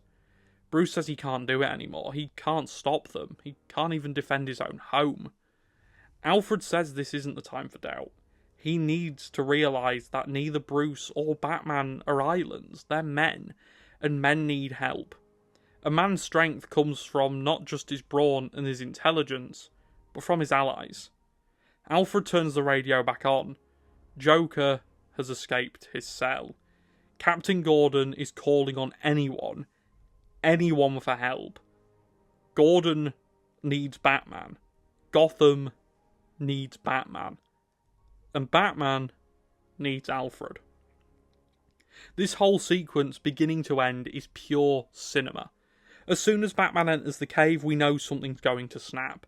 Whether it's Bruce or Alfred, something or someone is going to be changed tonight, permanently. In his second year as Batman, he's already been hit with what most villains' main plan would be. Find out who Batman is, and hit him directly in the heart. Bane wins, and I think that's the beauty of this scene. It does two things outstandingly well. It pays off the earlier Alfred confrontation, and it beats Batman. As all good Arkham games do, Batman gets beaten. Whether it's Protocol 10 starting and him having to choose between his one true love or Gotham City's criminals, whether it's Joker throwing everything at Batman in hopes of finally beating him in the asylum, or whether it's Scarecrow unmasking him to the world, Batman has to get beaten. It's what makes him so special to so many people, including myself. Batman isn't invincible, he is vulnerable, he's not bulletproof, but when he gets beaten, he comes back, every time, better than before. Stronger than before. Alfred spends this whole game being treated like crap. Bruce shoots his ideas down, uses his ideas, and then outright says that they weren't useful when they were. He snaps at him, shouts at him, and then, when all hope is lost, he turns to him. But this time, he's not there. He's dead in his arms. This is where Origins shines. If you ask anyone what their favourite scene in Origins is, they'll say one of two things. The irony lovers will say the electrocutioner fight, and the others will say this or the Alfred fight. This entire scene is just perfection. We see Batman realise that he does need help. He can't do this alone, and he hasn't been doing this alone, whether he wants to think that he has or not. He doesn't realise how important Alfred is to him until, for those brief few seconds, he's gone. Alfred died at the hands of a villain trying to get to Bruce Wayne. Bruce's selfishness and stubbornness has gotten his only family killed. This serves as a lesson to Bruce, not Batman. Bruce. He can't go on like this. He needs to realise that, like Alfred said, no man is an island. Their strength comes from their allies. And as the world around Batman and Bruce is crumbling, the cave is broken, Bane knows who he is, he's failed to protect his own home, the music begins swelling. Gordon is calling on anyone for help. Bruce looks at the mask of the man he tried so hard to become, but then he realises that no matter what, he can't have limits, he can't afford to know them, because if he does, Gotham has proved it can corrupt anyone. Beat anyone into the gutter and spit on them. If he can get through this and win, Batman will endure. He already has done, and tonight, Christmas of all nights, he has to become more than Bruce's limits. But he also needs to learn he's more than himself. He's Alfred, he's the myth of Batman, he's any future allies he recruits. Because in the true style of all good Batmen, he needs help. Batman isn't some angry, depressed man who solely works alone. He Stark's like that, but that isn't Batman. He's young, arrogant, and angry. But when Bruce realises he has to be more, Batman has to be more, that's when he becomes the Dark Knight. Not Batman the Vigilante, but Batman the hero. And tonight, with the odds stacked against him more than ever, Batman rises from his own ashes. This time, armed with his greatest ally, his family. And Blackgate is falling, and if Blackgate falls, Gotham falls. And tonight, Gotham needs Batman. But more importantly, Bruce Wayne needs Alfred. Batman heads to Blackgate, knowing he can't let Joker win. Upon arriving at the front gate of Blackgate, Batman takes down some thugs who are beating on some security guards, and instantly recruits their help, telling them to lock down the gate and make sure Gordon gets in unharmed and the Joker doesn't get out. He even utters the words, "I need your help," which is a nice little payoff. Alfred checks in on Bruce, but he turns it around, asking Alfred how he's doing, and if there's any arrhythmia, he needs to tell him as soon as possible. But Alfred tells Bruce to not worry, and to just go and stop the Joker. We get a really cool section of navigating the underbelly of Blackgate, using basically all of the available gadgets. It feels like a nice nod to the section in Arkham City when we infiltrate the steel mill by going through its waterways, and I think this is a really cool section. One bit that always stands out to me for literally no reason, I just always remember it, is the section where you have to use the remote batarang to lift the water up so Batman can use the glue grenade to create a raft to get over. It's just one of the parts of this game I always remember, and I think it's a pretty cool integration of like 3 or 4 gadgets in one go.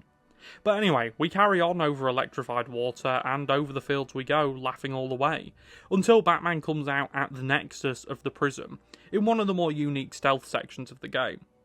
This section is very heavily vertical. It has more layers than your average section, multiple ways to approach it, and serves as the game's final stealth encounter, and it's a good one. It has everything in it against Batman aside from a jammer, and it's a really memorable and fun section. A full circle moment from our first stealth encounter back at the first GCR tower. It's great, and honestly one of the most memorable stealth encounters in this game, purely due to the amount of ways you can go about it. Whether it be the old faithful gargoyles, the many vents around the map, or just good old fashioned ground stealth. You can do this on basically any of the maps, but the sheer amount of enemies and complicated layout make this a personal favourite of mine. After taking down Joker's men, we speak to Harleen Quinzel, who doesn't seem to be too grateful we saved her, and passes her abduction off as an occupational hazard, before reluctantly telling Batman that Joker is waiting for him in the Panopticon. The whole of Blackgate is trashed. I mean, this puts the riots we saw earlier to shame. Spray paint labelling the walls a madhouse and an asylum, wink wink, cover the walls, and the whole place is well and truly ruined beyond comprehension. And with the Joker still loose, and God knows who else on the loose, Batman has his hands full. He heads through the prison, taking down thugs left and right and giving them a Christmas morning to remember, as he wades through the seemingly never-ending waves of enemies, before, while carrying on through a cell block, he finds Slade Wilson in his cell doing some push-ups. The two have a brief conversation where Slade tells Batman that Joker didn't want to release him because he was scared of him, and he says that this is a good thing that he wasn't released because he doesn't like having his time wasted. To which Batman replies that going after him was a waste of time. Before Slade tells Batman that he won't have to worry about that anymore unless someone puts up another $50 million. To which, in the most Arkham Origins Batman line ever, Batman says he wasn't worried anyway, as he heads off deeper into the prison, using all the skills he's learned tonight to ward off the prisoners who've turned the prison into their own personal playpen. And at one point, even fighting a plethora of enemies in what looks like one big padded cell, before finally making it to the Joker. When we make it to the Panopticon, Joker has Warden Joseph hostage, and after Joker tells Batman all of the things he'd done before it was even time to unwrap presents as the prisoners cheer him on, Joker tells the prisoners to shut up, and Bane walks out. Joker explains what's going to happen. Bane has a heartbeat monitor attached to him, and every beat that goes by will power the electric chair the Joker is about to sit on. Meaning, either Batman kills Bane and stops the heart monitor, or Joker gets cooked like a Christmas turkey. And as Batman tells Joker he won't kill him, Bane reinforces the stipulation, saying that someone is going to die. Either Bane, the Bat, or the Clown. Someone isn't going to unwrap their presents, and that's all in Batman's hands. And as Bane straps on the heartbeat monitor and jumps down, it all begins again. Batman vs Bane 2. The fight largely plays out as it did last time. We get the beatdowns, the venom, and the all-important Bane train, and tonight it's not slowing down. The fight carries on and Bane tells Batman that a compassionate man would stay at home, mourning the death of his butler and his family, clearly not knowing that Batman saved Alfred, and in doing so questions Batman's compassion towards his family, and his dedication to saving Gotham from people like him. It's a small line, but one I think speaks volumes to how even someone who doesn't really know Batman or Bruce on a personal level perceives him. We fight Bane with everything we have before Bane gets the better of Batman, reenacting the famous scene in Nightfall where he breaks Batman's back, before standing on his chest just as Captain Gordon comes in and tries to take down the Joker. But the Joker is too quick and takes Gordon hostage as Batman fights to get Bane's foot off his chest. Batman has flashbacks of what the electrocutioner said to him back on the final offer. He was going to kill Batman, jumpstart his heart, and then kill him again. And as Batman concocts his plan, Bane tells him he hopes Batman finds the peace in death that he never found in life, before Batman tells him that he's not looking for peace, and he activates his shot gloves, leading us into the second part of the Bane boss fight, which plays the same as before, but this time Batman has a plan. He's going to stop Bane's heart and bring him back when Joker's clear, and that's exactly what he does. Batman again asks for help. He also shows Gordon he doesn't kill, sticking to his word as he brings Bane back, but Bane wakes up angry, choking Batman before pumping himself full of a new substance which we come to find is called TN1, a compound which makes Bane infinitely bigger, angrier, but also dumber. He's thrown his Hail Mary here to stop Batman, and after Bane tries to attack Batman and Batman blows the ground from underneath them, they end up in the maximum security wing of Blackgate for their final fight. This fight is so much different to the other two fights against Bane. It's more methodical, akin to the Croc fight from Asylum, or the Freeze fight from City. It reflects the change in Bane and his complete lack of intelligence now. The TM1 has put all of his skill points into strength, and as any Fallout fan knows, you always need some charisma and hacking ability to survive, something Bane clearly forgot as he's put Batman in his element. He is the hunter. In fact, this is the first time we see Bane as a hulking brute and Batman as the more battle-ready of the pair, sneaking through vents and grates and sneaking up on Bane to throw him into electrified fences to keep him guessing. Batman is on a strict time limit to take down Bane, because Alfred tells him that after a while the TN1 will make him too powerful to touch, let alone beat with his fists. This boss fight gets infinitely harder after a jammer is activated, meaning the usual crutch of detective mode is gone, and you have to locate Bane by his hulking footsteps. This genuinely makes this fight so much harder, tracking Bane on pure instinct and ducking and diving out of vents and grates. This fight is amazing, a genuine Christmas miracle. Somehow, we got 2 solid one-on-one Bane fights, and then a solid stealth fight with a genuinely scary conclusion. Genuinely, it is peak gameplay, and I love it. We take Bane down after being punched through a wall, and thank Alfred for his help. The first time Batman does this, and it made my heart grow 3 sizes. We hear that Warden Joseph has been shot and make our way through the prison and get ambushed by Killer Croc as a thug tries to snipe us, but Gordon comes in and makes the save as Croc flees. We then help Gordon hold off some thugs from Joseph while the medevac comes, and we get to see Gordon and Batman fight side by side, which is just cool to see after all they've gone through tonight. And after the fight, Gordon tells Batman Joker went to the chapel, so that's where we're going. We get to the chapel and find Joker laughing at the night's events. Oh, that's... it's so... What a night! Fresh off the kill, and back for more, eh? Bane's still alive. Now that's not funny. Oh, this...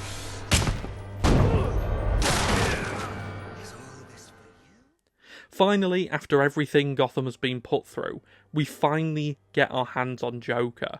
We beat Joker silly, but Joker remains unfazed, screaming at Batman that they both exist because of the world around them. They are 2 sides of the same coin after all. All it took was one bad day and a little push, and these 2 parallel trains ran onto the same track, and the pair unknowingly are now locked in a battle, which only ends when one of them dies. But, as we found out, even the cold grasp of death doesn't stop them tearing each other apart. Tonight marks the last time Gotham would be truly ever safe again, and the first time we see these 2 mirror images of each other clash, and it hits hard.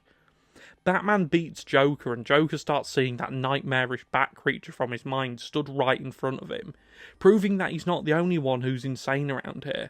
He's not alone in the world anymore.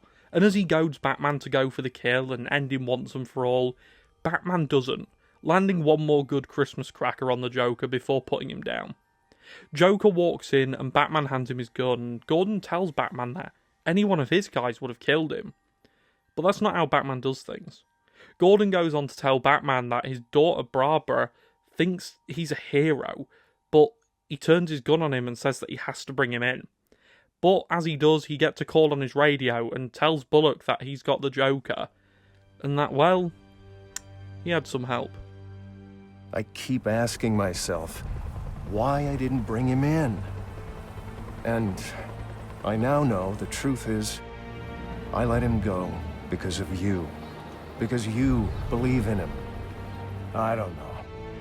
They put me in charge of a station full of rotten cops. And I can't change them, any more than I can change this damn city. Or at least, that's what I used to think.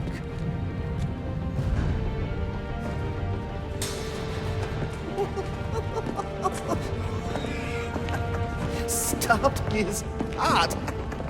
That is funny. Good one, Bats! This is going to be fun!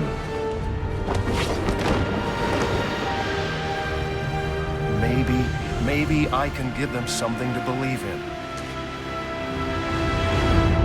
he can give them something to believe in.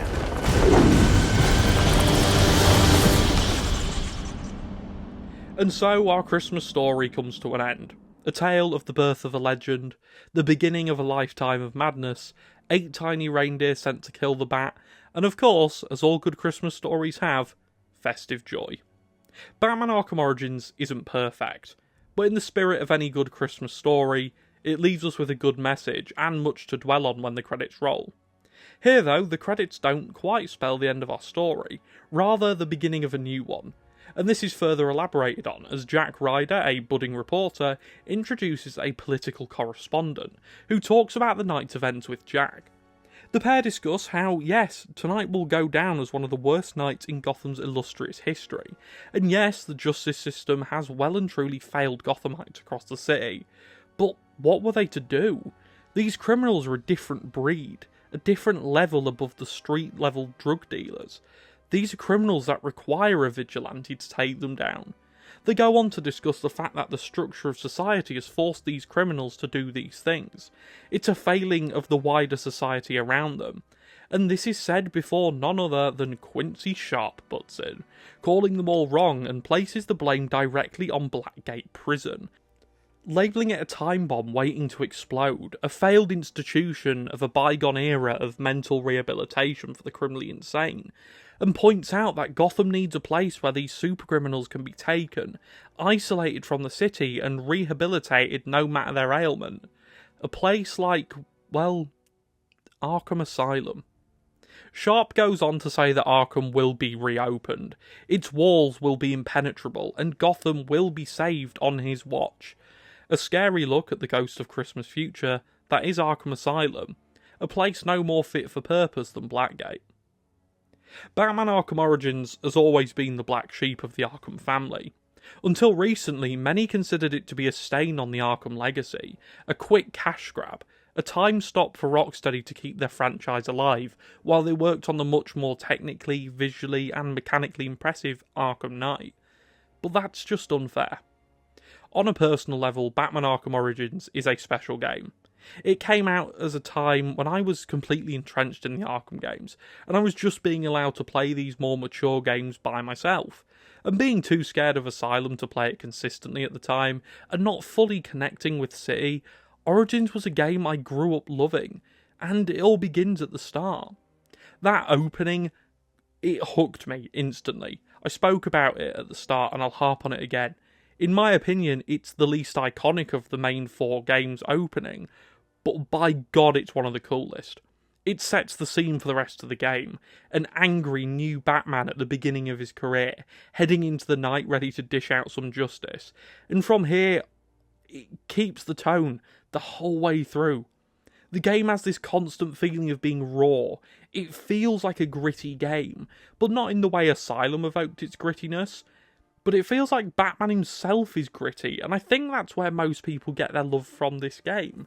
Its characters and their unfinished feel, which only a prequel story could give us. Let's start with Batman. I'd argue this is his single best arc in the whole series. He begins as all new Batman renditions should. Skilled and brutal, but reckless, unpolished, and a threat to himself behind the mask. It's a great place to start, and the way the game subtly tells you that Batman isn't really Batman yet is great. He learns as the night goes on. He's more careful with his interrogations, more careful in securing the assassins after taking them down. And as the night goes on, we see him mature into the Batman we know and love. And this arc is completed when Bane comes down the chimney and wrecks the cave. And he realises he has to grow. He can't give up when he's beaten. And most importantly, he has to learn that he can't do it all alone.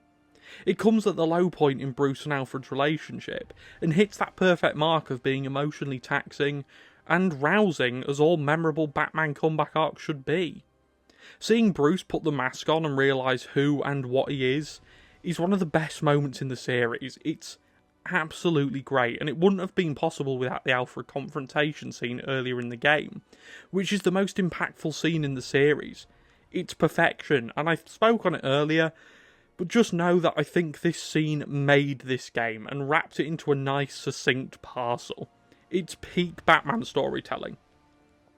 Another character who gets a good outing here is Gordon, for one sole reason. He's actually really competent as a cop. He doesn't feel like a side character who Batman needs to keep saving and baby. He feels like the captain of a dirty police department, and I think this is the height of Gordon in the series. The prequel games really make Gordon memorable and useful, and it's something I love. The story of the game is probably the best in the series, and having these great characters show up and show out is so good, and I want to give a special mention to the voice cast of the game before we go any further. Recasting Batman and Joker, unintentionally nearly a decade later, gave the series more life. But just looking at this game, Roger Craig Smith as a younger, angrier Batman, and Troy Baker as a younger, less experienced Joker, were both genius casting choices, because they both capture the essence of the characters in their formative years so well, and they get such a good story to express their version of the characters through. And although it was the shame to not give another villain the spotlight for more than half the game, considering the other stories in this series, this is the best. Sending 8 of the best assassins in the world after Batman, and having him have to take them down in one night is such a good concept, and in practice it was great. It was a disappointment to see 2 of the assassins relegated to side missions, which we will cover later down the line in their own video, because to me, much like WME Montreal, I just don't feel like they make sense to include here without mentioning the other great side content in this game. But this story overall is genuinely one of the best, and it's great. But I feel like I'd be doing this game a disservice if I didn't mention the boss fights, what this game does so well, and why I think it stands out specifically from the other games in the series, which all have varying qualities of boss fights. Arkham Origins fights are all great. Croc is a great beginner fight. He sets the standard and keeps the player on their toes, a great tutorial boss fight. The next one up is Electrocutioner, who, unironically, he's a great boss for one reason, and that's subverting our expectations. He comes across as such a, no pun intended, shock. And when you press one button and he hits the floor, it's so surprising, different, and most importantly, a fun change.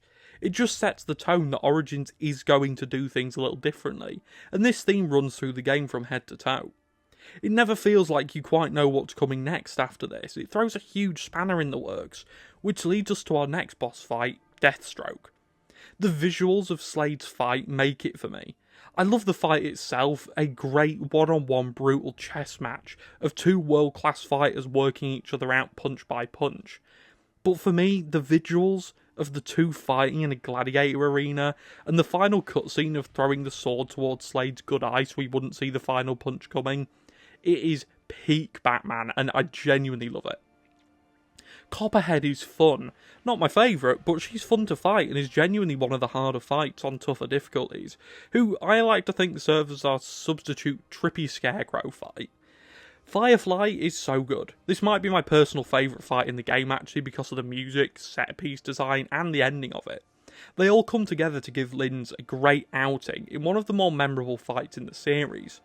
The fact it takes place on the bridge and incorporates so many cool different camera angles and mix up in terms of gameplay just make this fight for me. Then obviously we have Bane. I've come around to the idea that Bane in this game is his best on-screen rendition.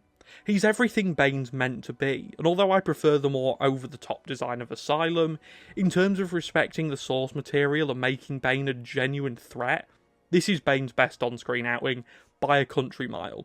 And he has 3 boss fights to match the quality of his character. The first 2 are fun and brutal one-on-one scraps between Batman and Bane, and I think they're great. They make Bane look both tactically and physically strong. But where Bane really shines is his final fight in Blackgate. It's just awesome. It's such a unique take on a Bane fight. Typically when you think of Batman and Bane going one-on-one, it's a fist fight, a brutal slugfest or a gadget-filled scrap. But here both Batman and Bane fulfill the roles of both hunter and hunted, in a fight which takes the more horrifying elements of Bane, his sheer size and aggression, and turns them into points of genuine interest. It's an idea that to my knowledge hasn't been done much across Batman media. A stealth-based Bane fight is genuinely a stroke of genius. And given Arkham's great stealth mechanic, it smashed this idea out of the park to create one of the best fights in the series. Batman Arkham Origins isn't perfect. Far from it. It's a technical mess, it has severe talking head syndrome, and it may screw with established Arkham continuity, but by God it's good. It's a perfect origin story. It's set at a time of growth for Batman and all of the characters around him. They're all, for the most part, established, but the way the game handled them makes this game a unique and timeless inclusion in the Arkham franchise, which at the point of release was at the height of its popularity. And although at the time of release it might not have been viewed as anything more than a stopgap, time has been kind to Origins. It's let it show its true colours. A gritty, rough around the edges Batman story, set to the gameplay of some of the finest action-adventure games of all time, with a great narrative and some of the finest character moments in the character's on-screen history. WB Montreal was set a Goliath task to keep interest and love for this series alive, and I think they did that and more, given their strict time limit and limited resources given their size. They smashed it, and delivered a Batman game which has only had its public image made better as time has passed. Arkham Origins gave fans something to believe in, and it unknowingly secured the future of the franchise, showing fans and studios alike that the love for this franchise and time period in Batman's career was evergreen and not to be overlooked. So as we close the book on Christmas Eve and look ahead to the new year, I want to thank Batman Arkham Origins for its contributions to my favourite video game franchise of all time. Thank you for watching and making this year one of the most fulfilling and accomplished of my life so far. Let's try and make 2025 even bigger. And much like Batman, I can't do it alone. So thank you for commenting, liking, subscribing, and just sticking around. And I can't wait to show you all what I've been working on for next year's content. So again, thank you so much, and whether you celebrate or not, have a wonderful holiday season. I wish you a Merry Christmas, and goodbye for now.